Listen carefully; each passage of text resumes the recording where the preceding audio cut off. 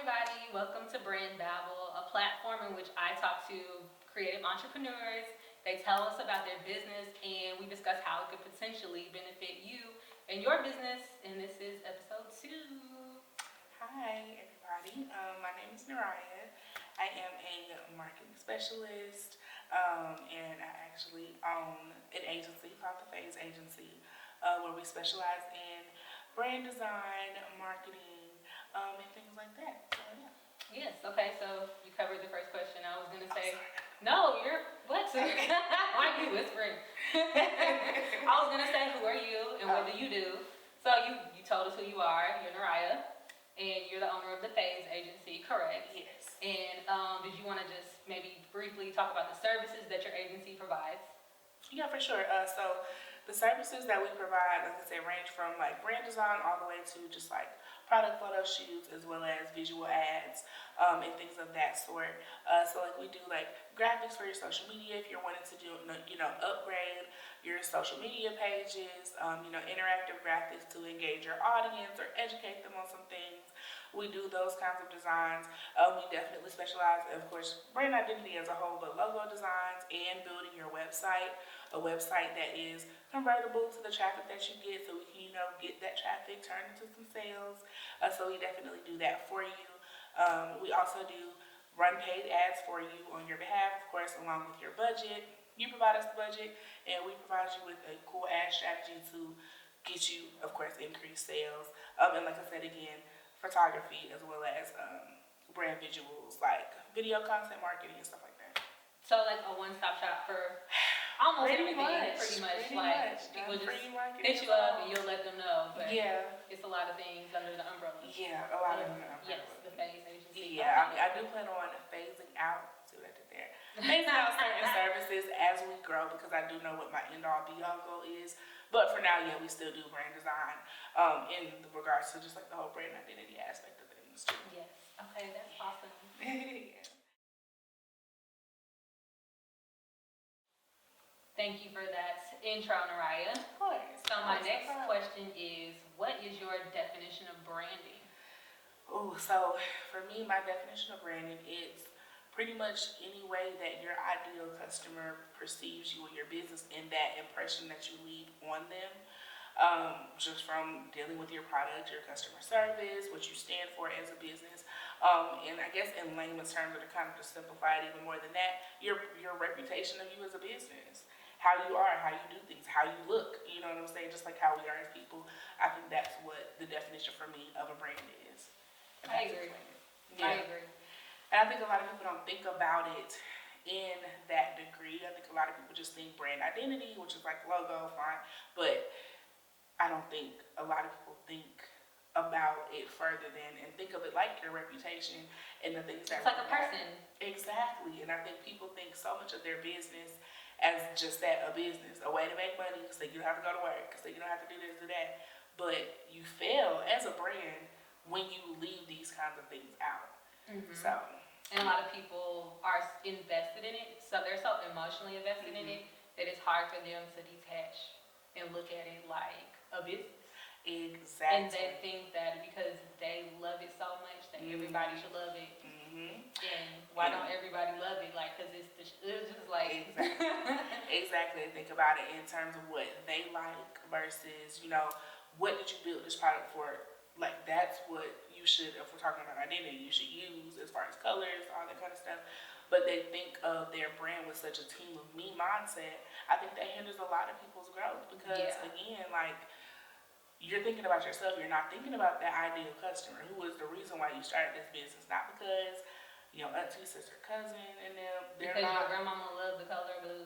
It's not about, you know what I'm saying? Like, it's not about that. It's what brings those people in. Then people, I think, leave that. Absolutely. The way I always just tell people, I'm real frank, like, who's going to give you some money? Okay, what do those people like? Exactly. That's it. Do you want some money? Exactly. And if you don't want no money, that's cool. But if you want something, I'm assuming you did this because you want some money. You need to know. Money. Exactly. You need to go where the money at. Go attract where the money Who is. the people who are going to spend with you, what they doing, what they look like, what Exactly. they like. Exactly, because the people that you're begging to support your business, 9 times out of 10 are not the same people who gonna give you that money without a question asked, because you're attracting them with how you built your brand itself, not because With your own personal begging. interest. Exactly. So yeah, but yeah, that's what branding is to me. Yes. That's all to me. Good definition. Good definition. Thank you. Thank you. So, next question is, and we kind of talked about this a little already, but what are some common mistakes that you see entrepreneurs and small businesses make in terms of their branding? So a lot of common mistakes, again, speaking in terms of the team of me, like they don't think about their ideal target audience or their ideal customer. And then they don't think of their brand as a reputation. They think of it as just a business.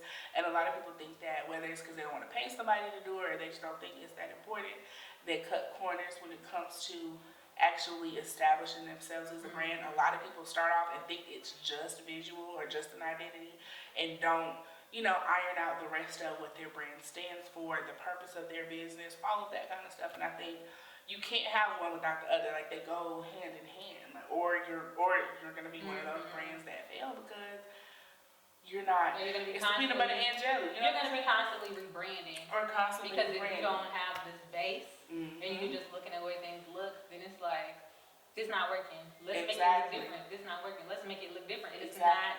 You're going to spend a lot of money figuring out that it's not just the way that it looks.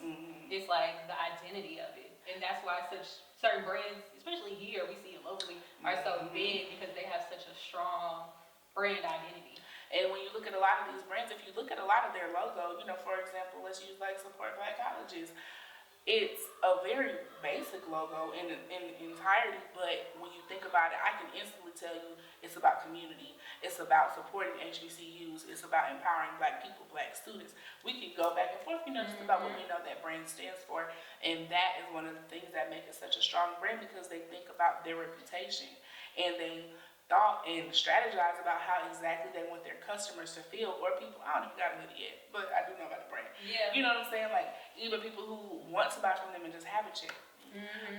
Like, we still have our own perception of them, and I think that's somebody who does it well. There's a couple of other people who do it well here, but that's just an example. It came off the top of your head. Yeah, off the top of my head, and I think, again, that's something that a lot of people should think about more when it comes to starting a business. Yeah, you want to make the money, obviously. That's why we all start businesses. We want to make the money. The money's going to come. You don't got to worry about it.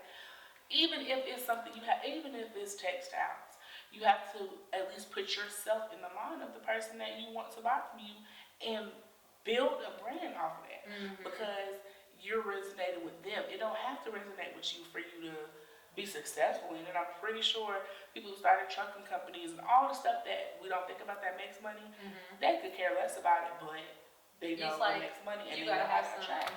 brand integrity too. What you said earlier, it's like most brands, even big ones that might feel cold or they might not do fun stuff, right? They usually have, nonprofits that they give to, or they do something, and they do that for a reason. Most major corporations, other than tax write-offs, they do it because they want, it's still an aspect of like, they don't have to do it. It's still a community. You want to give back to the community.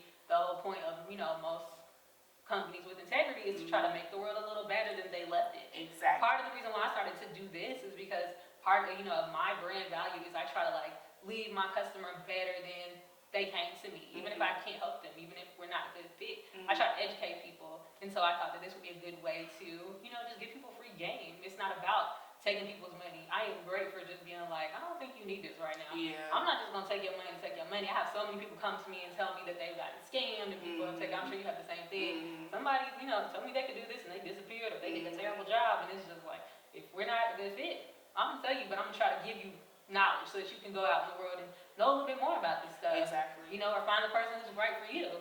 Yeah, exactly. Even if it's not you, and I think you touched on another good point. Like, it's been people who would come to me and it's like, you're not ready for this service yet. Right. You know what I'm saying? Because I think a lot of another thing, especially like, let's say it runs to content marketing, it's a two-way street. You have to have somebody. You have to give me the words. And if if you're not ready to work, because you have to put in some work too. Like, we're not at a Fortune 500 level yet where you can just hire a copywriter. Exactly. You have to do that kind of thing. So if you're not willing to meet the halfway point, it is been some times where it's like, you're not ready for this. Or you can talk to somebody, you can tell they don't know exactly what they want, but it's kind of like our job, you know, again, to have integrity and help them figure it out, even if it's not with us. You know what I'm saying? And I easily can tell some clients that will come to me for certain things, and I can tell them this is stuff that they can easily do on their own. And I can give you the blueprint on how to do it, because, again, it's not just about making money. Like, my whole thing is, I want, specifically for Black-owned businesses, taking them from where they are to getting them to where their brand is so strong and impactful that they can run with they're self-sufficient, right? Yeah. Exactly. And they can step to Wall Street and Target and all these people and still run because they have a good foundation of their brand and their business. So yes, absolutely. Yeah, like that brand integrity thing is super, super important. I agree.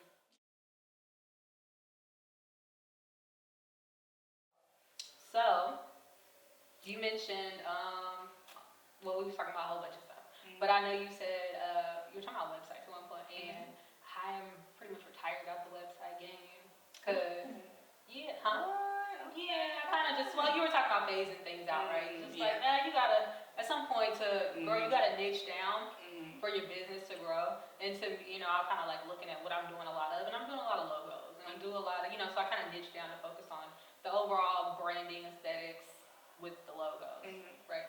So I'll, you know, maybe do it if we're doing like everything for certain clients, but I don't necessarily do that much anymore. But I know you still do a lot of websites. So you want to talk to us about watching that? How about that phasing out part? You know? Are you thinking about it's not even phasing out, but more so just like delegation and like adding more graphic designers to my team that are passionate about doing that. So I can be passionate about other things. Yeah, I was gonna ask you like what mistakes do you think people make when it comes to like, hey, I need a website? What mistakes do you think are being made for entrepreneurs? It's so many. But more so, I think thinking that your website just has to have all this stuff, it has to rotate, it has to spin, it has to flash all at the same time while it's loading. And I think that's one of the biggest issues. It has to twerk. Yeah, it has to jump out at you and all the other kind of stuff. I feel like that's a huge mistake. A lot of times people don't realize that less is more majority of the time. Or if you're branding sure overview, pretty much. Exactly. And so, and if you want your website to, again, your website, your brand identity should all speak back to your brand. So if your brand isn't a brand that is all embodying about being out there, being bold and this and that, why does your website got so much going on? You know what I'm saying?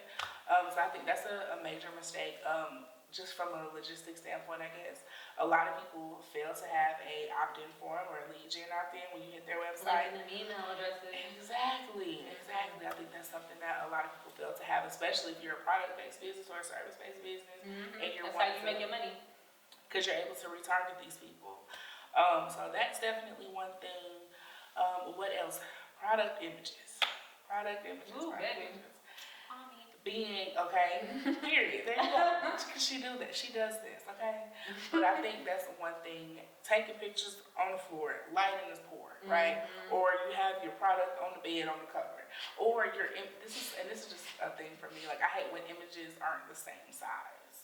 Or if it's a product and you really invest in people like Quinez who can take good product pictures for you, she can make that thing transparent, put a little drop down behind it to where it just looks like that product is sitting on the website. I love a good crisp clean website. Be Simone Beauty, prime example. They do a great job with that. But yes, I think that's another thing. Of course, the product images. And that's an investment. People understand. Once you do that, you don't have to keep reshooting your products. Exactly. You can. Unless you do a major rebrand, you don't have to keep. You don't have to keep shooting. True Glory Hair. They don't have the same pictures of the same bundles, wigs, closures. Who's not gonna buy it? These pictures old. Ew. Nobody's not gonna. It's a picture of a bundle on a white background, baby. You won't know the difference. Yeah. And I tell you, the only thing, because I check it every now and then. The only thing that changes on the website are of course, the homepage banners. Yeah, but you do that. Just seasonal. Right. But and I think that's something you just touched on that. Like, people don't want to invest, and I think that causes people to start over a lot of times. I'm not even gonna hold you. I had to rebrand because in the beginning,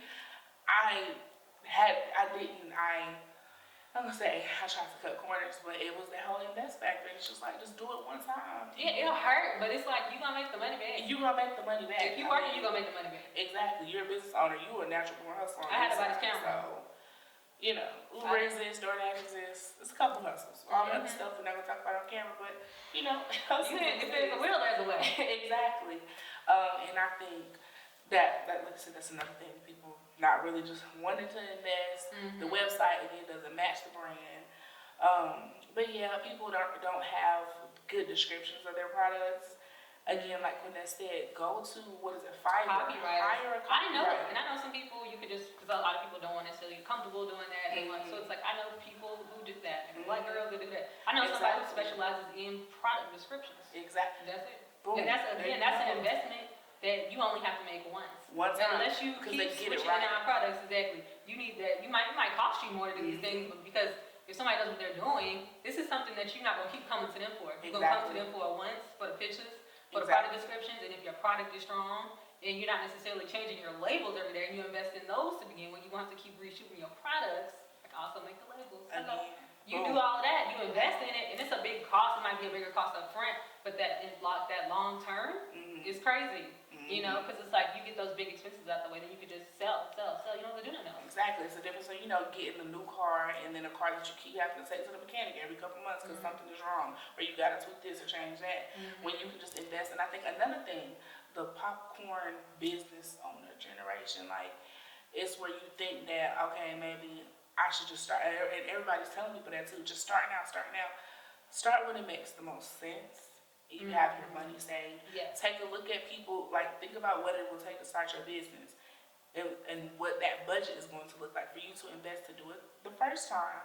And it's not really a right way, but to do it the first time so you don't have to keep reinventing the wheel. And you can just worry about growing your business. It might take longer than you thought. And that's another problem is people want to do it, they want it done in a month.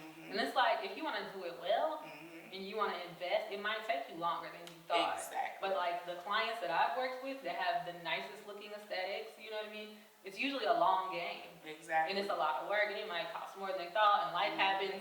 But when they do it correct, it's just like their stuff looks so good that you can just see the excitement when they post. We launch things, people be like, ooh, that looks good. It's just the reception is so different. And then people usually throwing duds out there and be like, how come don't nobody care about this? How come don't nobody buy this? It's like, because it looks dusty. Exactly. Presentation is everything. And it's psychological. If they see you care, they care. Exactly. If they see something and it look like you don't care, why should they care? Exactly. Why should they care? Simple. And a lot of people think, again, they think they can just post something, tell people about it, make it a really good deal, and people will buy it. Another good thing about it, establishing that really good brand, you don't have to worry about deals. You can charge what you're worth. There's a lot of businesses out there who never run a sale. Why? Because they don't have prestige brands. Yeah. Exactly. I'm pretty sure Louis Vuitton ain't gonna run no 50% off, buy one get one. Buy one get what? You know what I'm saying? Like, it just, so. Yeah, absolutely.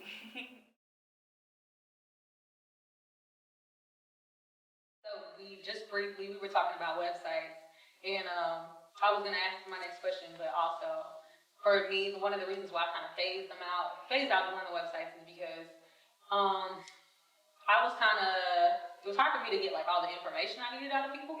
I'd be like, hey, what verbiage you like on your about page, your form, what kind of contact form, these type of things that I'm needing. People will kind of want to throw money at you and then go away. And I don't want you. Again, we talk about this. I don't want just your money. I want you to succeed, but it's not my business. So if I ask you for these things and you never say anything, people kind of throw you. They think because they throw you money, that's not supposed to happen. So now, if like the last times I had done it, it was just like, people would be like, where can I send money? Don't send me no money with no words. Exactly. I don't want no money. I don't want it. It's right. Yeah. So, for me, I think that, I think the biggest misconceptions that people have when it comes to trying to work or get a website built or content or whatever, you leave out the meat of what we need, which is of course you have to tell me what to say. That's partially my job, but what is your offer? What is your site about? I need something. Yeah. You know what I'm saying? And I think that's a big thing, of course, for me. In regards to website design, brand images, people We're not magicians. Big one, Peter. We're not magicians. You know what I'm saying? Like, and I think that's another thing. Like, so I've been able to make wine out of water, or whatever. But then it's just like, it's just extra work that you shouldn't have to do. And also, it's still not the same. It's never gonna be exactly the same as if you do it right. Exactly. And then again, back to the integrity part. Half of the time, I just don't want to because you're not getting it. Mm-hmm. Like you're not understanding why it's so important. And I want you to succeed. Like you said, I want you to have, really high sales. I want people to like your website. I mean, I'm putting my brand's name on this, so right. I'm telling people I did this. Like, this is the team I fit. Exactly. Like, I want it to look good too. So I think that's another thing, like the brand image thing. People try to skimp out on it, but it's very, very important. And like you were saying, the copy on what to say. Yeah, we can build something on what to say, but if you need to give me something, a background about you, I just want it to look good. I gotta have something. I can't have nothing. A picture of you, something. You know what I'm saying? Anything. Yeah, and people just kind of want you to make everything out of nothing, and I think that's the biggest issue. You have to, with anything, I don't care if it's a fortune, you have to meet people halfway with the meat of I tell people when they are ready to start a business, I'll be like, write about it. I tell people to write about it. Smart. Like, if you don't have nothing else, like, talk about it like it's a person. Mm-hmm. What are the likes, the dislikes, forget all the colors and all the stylistic stuff. Like, what is it about? Mm-hmm. What does it mean? What's it for? What's the purpose? What's your goals? All of that. What's your hopes? What's your dreams? Like, mission? Like, write about it. And so then if you have nothing else, it's like, you always have this. You can go back. You can edit this as things change, as the business grows. Because once things start changing, it won't be as hard to adapt if you already have that base. And then you can use that copy for social media. You use that copy for your website. You use that copy for your email. Literally. You use that copy for your Facebook. You use that copy. It's just like you need words. And if you don't have words, there are copywriters. It's a girl I follow. I don't even know that girl. But I saw she was a black copywriter. And I was like, follow her. Like, I'm bringing her on here one day. Just so she can talk about that. No, it's a different girl. Oh. Well, Sharon, she's good too. Okay. Well, we'll bring them both. Like, it could be more than one. Because I'm not sure where she's based out of. But what Sharon wrote. I feel like that's because I'm actually pretty good at writing, but I don't want to be. And that's I've always been like an English nerd. I'm a good writer. I don't want to write for you. Yeah, and that's exactly where I am. Like, I know how to make good copy, but I don't want to. Nope, I don't want to. Somebody likes it though. Like who you mentioned, I think she liked it. There's another girl, she's a copywriter, and I think that's an utilized service that a lot of people need, especially when they want a website. I feel like if you have a website, you need a copywriter. 9 times out of 10, you need a copywriter. Or somebody who just is skilled at doing so, because again, when it comes to that copy, when it comes to SEO, search engine optimization, it runs off of them keywords. Mm-hmm. And if you have nothing you need the right words. You don't just need any old words. There you go. You need to have the right words. You need to have it show up a certain amount of times. Mm-hmm. And all of that matters. And it shows how you rank on Google, which means, and that's natural traffic, that organic traffic that can still come to your website and it puts you higher in the rankings. People Google stuff every day, every minute, every second of every day. Yeah, shout out to David. The last we're talking about Google and how that works. Mm-hmm. That's part of how it works, is having those keywords. Mm-hmm. And a lot of people don't want to write anything on the website or don't do that stuff correctly, don't tag their images correctly. Mm-hmm. And then they say, hey, here's some money to my website. How come I'm not number one?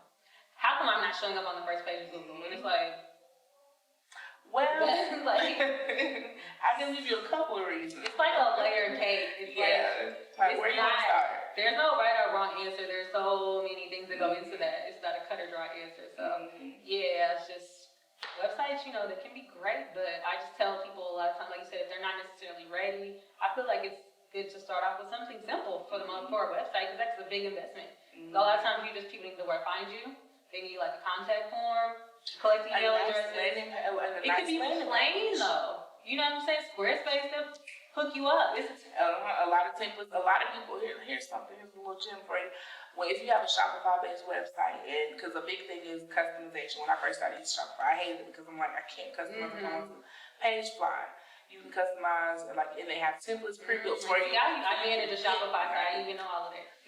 Girl, I have Pagefly, I promise you. I don't think I have. I can't remember. But either way, it's kind of hard. That's the thing. I know how to use. I use WordPress for my own site, but I think Shopify is convenient. And when I do other people's that's doing products, I'm not doing no WordPress. Like here, I feel like this is easier for you to maintain. Yep. It's more user friendly. Yep. So because I feel like it's too much on the back end. for a business owner if they're doing a WordPress if they don't already know how to use it. Mm-hmm. And not to mention, Shopify literally built their company for e-commerce space. Like, you know, it's for that. With WordPress, they started out doing blogs and stuff. So just in how their company built off more the ground curve when it comes to that type of stuff. Exactly. And with a lot of smaller owned businesses, y'all need to know how to run your own stuff because now I'm I was going to say, because y'all gonna be the ones running. Don't nobody want to pay for the upkeep. Another reason why the website is just like people don't want to pay to maintain the website, but they want to ask you to maintain the website, even though you've already said, hey, if you're gonna, my time is money, right? So if you need me to update it, I'm gonna have to charge you for my time.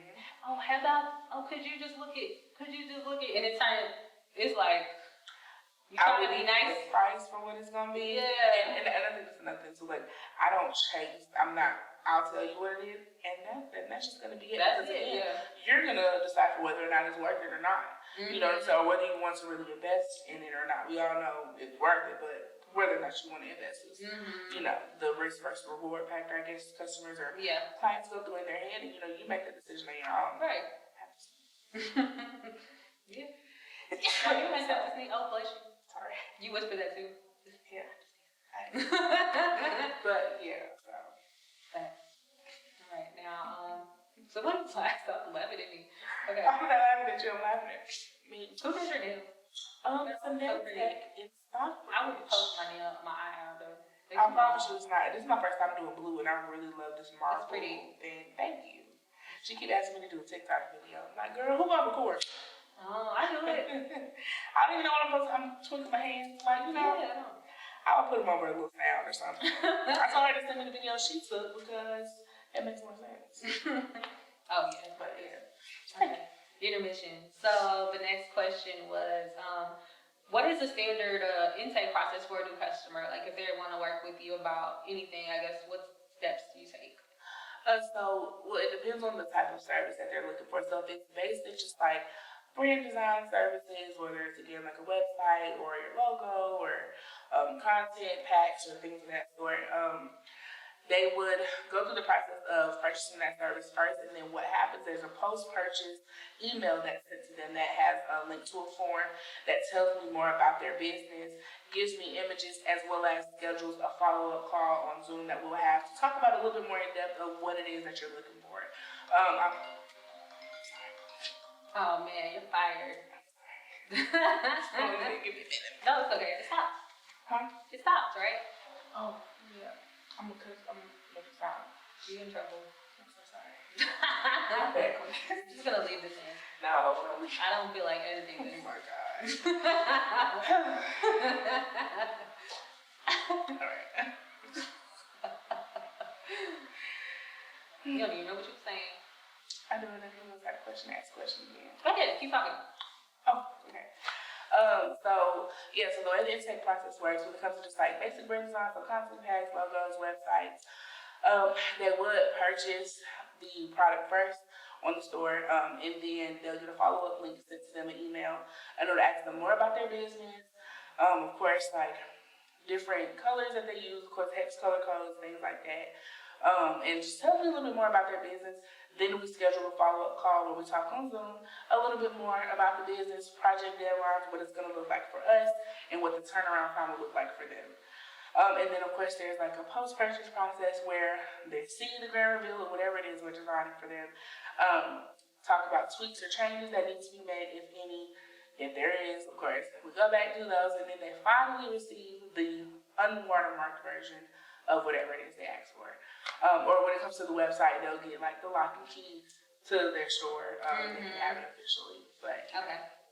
And then when it comes to actual like full-on services, so like social media management, or if they want like an ad and product photo shoot done, things like that, you have to contact us, and then we'll talk about that a little bit greater, just because packages can change and services that you may need and stuff like that can change. And there are some services that have not rolled out just yet. Kind of spilled the beans a little bit a couple seconds ago, but there's some services that haven't rolled out yet, but when they do, that's how the process will work. They'll contact us, we'll talk a little bit more, because I just won't write out flat out scheme, because everything doesn't work for everybody. So I'm not going to just write a generic package for something like that, because again, the needs could be different. Yeah. When it comes to a photo shoot, some photo shoots can take 2 to 4 hours, another shoot can take a couple of days if it's different locations, you know. So, yeah, that's how that process will work. Gotcha. Essentially. Very thorough. Yeah, I try to be. That's good. I worked a long time, and I'm still working on it. Like, I'm not sure if you use CRM systems, but like Dubsado is like going to be a lifesaver. I use Asana. Yeah, I remember you were telling me about Asana before. I do remember that, but yeah, like Dubsado is kind of where I'm like getting my footing in, because it works. It does everything for me. So nice, and that's what you need. That's a whole nother one though. Investing in your systems. Okay. Is important. Okay. Shout out to all the people who do systems for a living. Learning them is just like, what is this? You know? It is, yeah. But then it's also you can make it work for you. Exactly. And then once you get it, you get it. And so now, and then what it becomes is, you know, as you have a team that grows, like you create a blueprint to tell them how to train on this. But at least in that part, like the onboarding, offboarding, all that kind of stuff is taken care of and automated. Automation is it for me, because I started a business to help businesses, but I also started a business to help things be easier as far as my time, because that's one thing that we can't get back. So absolutely. Yeah. Awesome. Well, thank you so much for joining us. No problem. Neriah. It's been fun. So, when people want to find you, people want to potentially have a consultation with the Phase Agency, where can they find you? So you can check us out on Instagram at the Phase Agency. That's PHASE Agency on Instagram, or thephaseagency.com. We have a website. You can come. You can fill out a contact form if you want to just speak to us directly. Or you can shoot us a DM on Instagram or comment. We're active. We'll respond at least 24 hours to respond with any kind of question that you may have if you're not really sure what is the perfect fit for you. And then my personal Instagram is Neriah, so Neriah, and the letter E. So you can find us. So yeah. Well, thank you. We appreciate you. Of course. Thank you for having me on Brand Babble. Hey. Period. Thank you. Until next time, guys. Bye. This is Q with Q Tour Media. See you later. Bye. What time is it?